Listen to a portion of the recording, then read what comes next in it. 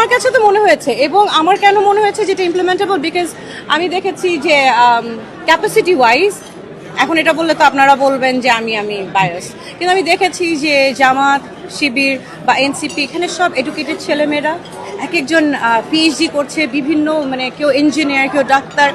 তো ওনারা যে ধরনের ইশতেহার দিয়েছে, আমি তো বললাম খুব টেকনোলজি বেস, এগুলো করা ওনাদের জন্য কোনো অবিশ্বাস্য বিষয় না। It's very much doable.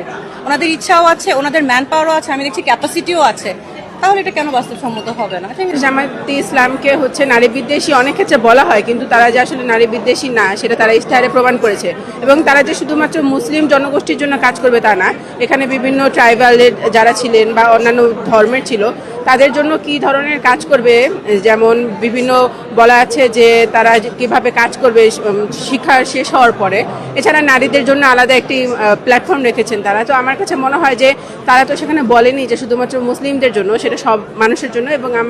এবং তারা পাহাড়ের কথাও উল্লেখ করেছে যে পাহাড়ে কীভাবে অশান্তি হয় এবং সেগুলো সমাধান করার চেষ্টা করবে। তো আমার কাছে সব মিলিয়ে মনে হচ্ছে যে এখানে সকল ধর্মের মতাদর্শের মানুষ ইনক্লুড করার চেষ্টা করা হয়েছে।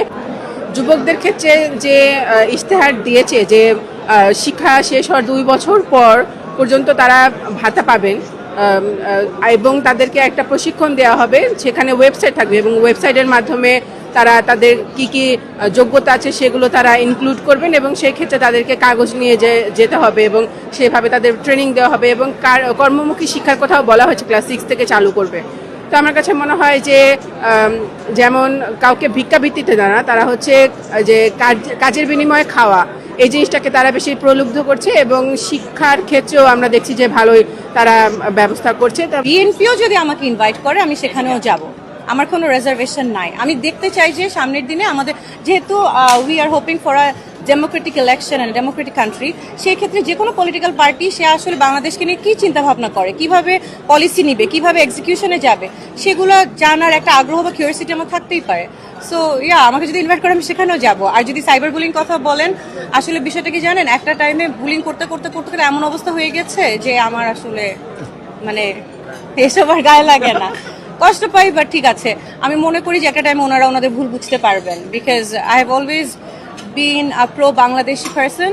আমি বাংলাদেশকে সবার আগে রাখতে চাই, যারা যারা বাংলাদেশকে সামনে রেখে আগাবে আমি তাদের সাথে আছি। এত বছরে আমরা যথেষ্ট অভিজ্ঞ, প্রত্যেকটা লোকই অভিজ্ঞ। অভিজ্ঞতা নাই, শহীদ জিয়ার কোনো অভিজ্ঞতা ছিলেন বলেন তো আমারে? মিলিটারি ম্যান, শহীদ জিয়াতে কোনো অভিজ্ঞতা ছিলেন না। বাট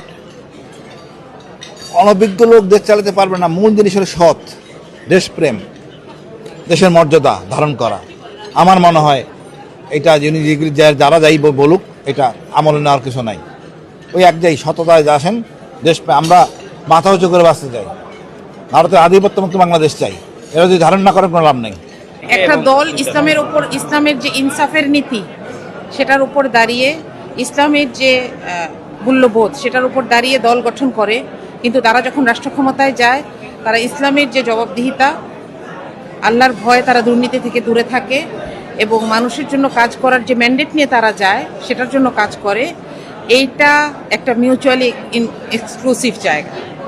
সে নিজে ইসলাম পালন করে এবং এজন্যই সে আমানতদার, এজন্যই সে বিশ্বাসী, এজন্যই সে দুর্নীতিমুক্ত।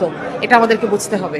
কারোর যদি কর্মসংস্থান লাগে তাদেরকে সাহায্য করার জন্য নারী ও শিশু অধিদপ্তর আলাদা করে কাজ করবে এবং কর্মসংস্থানের জন্য তাদের যে প্রশিক্ষণগুলো দরকার, যে যেটা পছন্দ করেন, এমনকি সেলাই, ফ্রিল্যান্সিং, সারা দেশের নারীদেরকে সেই প্রশিক্ষণগুলো দেওয়ার ব্যবস্থা করা হবে।